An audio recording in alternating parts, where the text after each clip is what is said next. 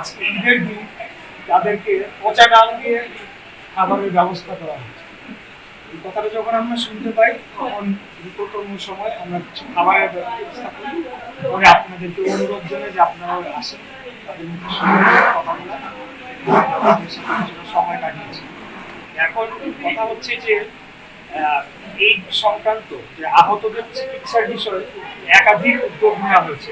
July foundation আছে, তারাও শহীদদের নিয়ে বেশি কাজ করে, বাট তারাও এই রেসপন্সিবিলিটি এড়াতে পারে।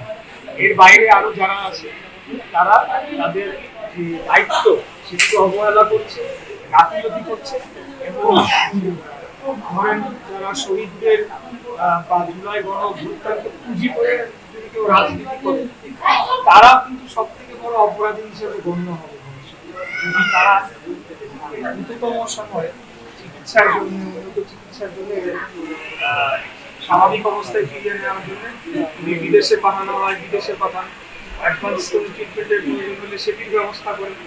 কিন্তু এখানে তাদেরকে ঘোরানো হচ্ছে, ডাক্তাররা সময় দিতে পারছে না, বলছে সিট খালি নাই, একজন পেশেন্টকে বারে বারে ফেরত পাঠানো হচ্ছে, আবার নিয়ে এসে এক জায়গায় একাধিকবার সার্জারি করা হচ্ছে, মানে একটা বিভীষিকাময় অবস্থা।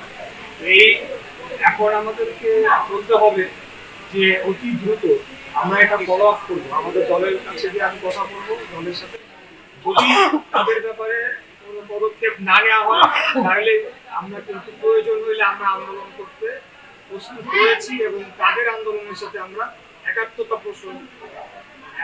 ঘোষণা করে আমরাও সেই আন্দোলনে প্রয়োজন হলে যোগ দিই।